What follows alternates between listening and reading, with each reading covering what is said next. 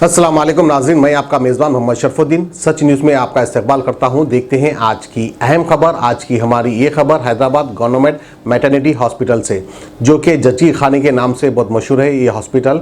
इस हॉस्पिटल में एक पेशेंट जिसका नाम नाजिया परवीन, जो कि 9 महीने की प्रेग्नेंट है, वो लेडी इस हॉस्पिटल में आती है और एडमिट होने की कोशिश करती है, लेकिन डॉक्टर्स कुछ ना कुछ हीले बहाने से उसे एडमिट नहीं करते हैं।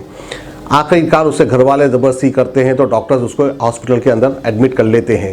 एडमिट करने के बाद उस औरत का मासूम बच्चा, जो कि अभी दुनिया में नहीं आया, पेट के अंदर ही उसका इंतकाल हो जाता है। इस तरह की लापरवाही हो रही है हमारे शहर हैदराबाद के गवर्नमेंट हॉस्पिटल्स में। क्या वजूहत है, क्यों ऐसे वारदात होते रहते हैं? क्या गवर्नमेंट के पास बजट नहीं है? क्या गवर्नमेंट बजट ठीक से नहीं निकालती है, या फिर ठीक से निकालती है तो फिर ऐसे वारदात क्यों होते हैं? हर हॉस्पिटल में यही सुनने में आता है कि बेड्स अवेलेबल नहीं है, अभी जगह खाली नहीं है। वो चाहे गांधी हॉस्पिटल हो, वो चाहे उस्मानिया हो, वो चाहे गवर्नमेंट मैटरनिटी हॉस्पिटल हो, ऐसे कई हॉस्पिटल में ऐसे वारदात होते रहते हैं। हद तो यह हो गई कि इस जजिए खाने में एक प्रेग्नेंट लेडी थी, वो वॉशरूम गई थी, वॉशरूम में ही उसकी डिलीवरी हो गई। इस तरह के वारदात भी होते हैं।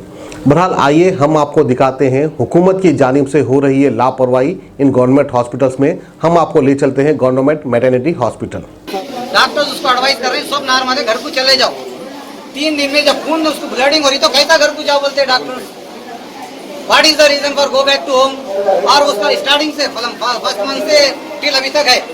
आखिर में 3 दिन के बाद अभी 1 hour 2 hour बिफोर ही give him to the answer your boy child is the death in the, उसका पेट में मर गया बोल के बोल रहे हैं। तो ये कैसा दवाखाना है? एक मासूम बच्चे के लिए, माँ के लिए आराम नहीं है। हुकूमत से मेरा मुतालिबा है, केसीआर साहब, चीफ मिनिस्टर केसीआर साहब का मुतालिबा है कि आप लोग किट्स बांट रहे हैं 12,000 रुपए की, कई को बांट रहे हैं? बहुत है, पैसा तुम्हारे कहने जमा करके रखे तो पहले डॉक्टरों को दियो, यहाँ पर डॉक्टर सही करो, दवाइयाँ सही करो, पब्लिक के साथ रवैया सही करो, उसके बाद किट्स बांटो। आप दवाइयों के पैसे चुरा ले रहे हैं। आप जो डॉक्टरों की जो तनख्वाहें ले रहे हैं, डॉक्टर यहाँ नहीं है बराबर अवेलेबल। 100 करोड़ चुरा के 10 करोड़ बांट दिए तो हो जाता काम। फिर दवाखाने में जब आप 31 डिस्ट्रिक्ट बनाए, 31 कलेक्टर्स बनाए, तो फिर हर डिस्ट्रिक्ट में आपका काम है ऐसा दवाखाना होना चाहिए। डिस्ट्रिक्ट के आदमी यहाँ क्यों आ रहे हैं? 200 किलोमीटर से 250 किलोमीटर से ये गरीब आदमी, गरीब औरत अपना पेट का दर्द लेके यहाँ तक आना, कैसा आना? आप तकलीफ दे रही।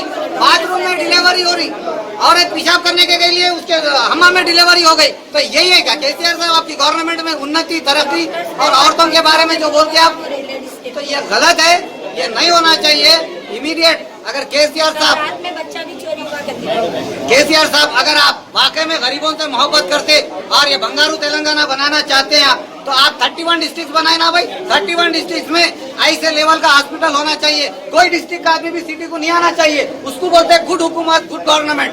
आप तो तकलीफ दे रहे हैं गरीब लोगों को 200 किलोमीटर से यहाँ पर बुला के, और यहाँ आने के बाद उसकी बेइज्जती होती।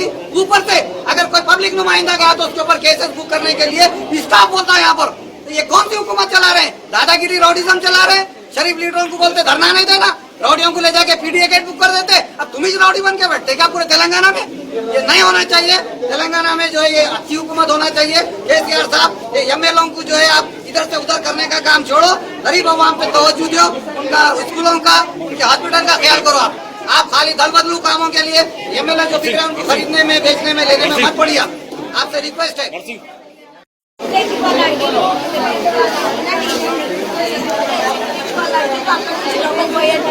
ఏదంటే ఇవ్వండమ్మా అందరినీ పంపిస్తుంది, ఇక్కడ ఈమె లోపలికి పంపిస్తుంది. ఏంటంటే మేము అంత అది పంపిస్తున్నాం, ఆమెకి డబ్బులు ఇచ్చి లోపలికి పంపిస్తుంది. వాళ్ళు అక్కడ లేడీస్ ఉన్నారు కదా, జెంట్స్ లెక్క ఎలా పంపించింది ఆమె? మేము లేడీస్ కొంతమంది పోనీవ్వలేదు ఆమె. అక్కడి నుంచి అలాగే వాళ్ళు కూడా అలాగే డబ్బులు తీసుకొని వాళ్ళు లోపలికి పంపించింది జెంట్స్ లేడీస్ లను. ఇదేనా పద్ధతి? सीसी कैमरा चेक करो, जो आदमी इलीगल गया उनका शुड बी केस। और आप अगर लीडर पे केस करना चाह रहे welcome, no problem, case book कर सकते हैं। ఇప్పుడు అంటే మేము వెళ్తే ఈ పోలీస్ వాళ్ళని పిలవండి, ఈమె ఇళ్ళ మీద కేసు బుక్ చేసామంట. సరే చేయి, కేసు బుక్ చేయి, పిలిపి అందరినీ పిలిపి. कौन बोले? उसको बुलाओ, अंदर से बुलाओ उसको, बेटे उसको पूछते हम लोग केस कैसे बुक करते हैं? उसको बुलाओ, कौन बोला केस बुक करते बोला? उसको बुलाओ, फॉरेन बाहर बुलाओ। तुम इतना तंग बन के से ड्यूटी करी है जो पब्लिक को मारने बैठी उन्हें। ये 3 दिन से यहाँ रख लिए, रख लेके क्या है मालूम बच्ची को सता रहे, देख रहे नहीं, चले जाओ बोल रहे।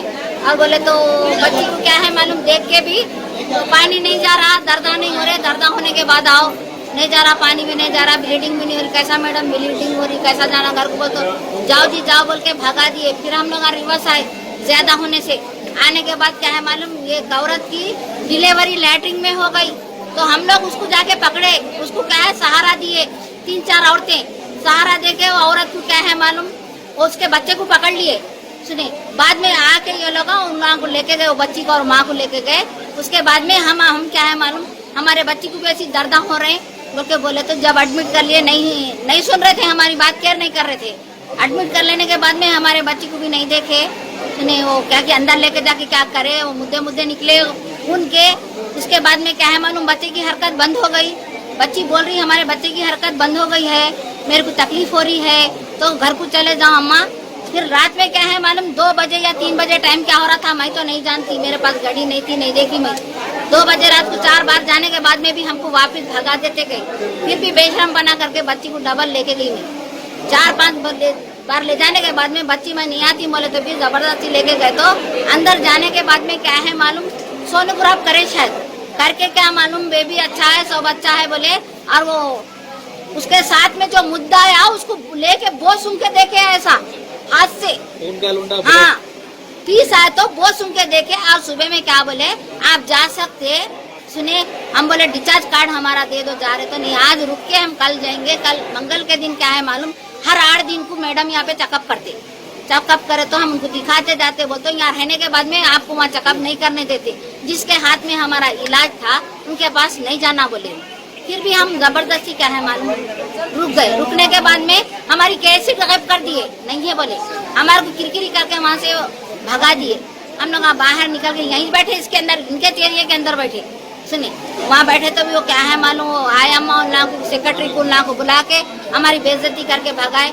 फिर उसके बाद में क्या है मालूम, ये पुलिस वालों के पास में हम वो लिखाए, दर्ज कराए। FIR दर्ज कराने के बाद में उन्होंने क्या करे मालूम, फिर हमारे को बुला भेज के देखने के वास्ते गए अंदर। तो अंदर कैमरा लगा के देखते बोले तो जब बच्चा मर गया बोल के बोले हमारे। जब तक हमारे बच्चे को क्या है मालूम सही ढंग से देखे नहीं, और खाली अंदर देख रहे थे हाथ से, कभी वो बच्चे को क्या है मालूम ना आवाज सुने ना बच्चे को सही ढंग से देखे। मुबारक रिश्ते, रिश्ता आपका कोशिश हमारी। मुबारक रिश्ते ने हजारों रिश्तों को अंजाम दिया है। डॉक्टर, इंजीनियर, NRI और म्यारी रिश्तों के लिए राब्ता करिए। मुबारक रिश्ते टोली चौकी गहना ब्राइडल स्टोर के ऊपर। फोन 8121 100 900।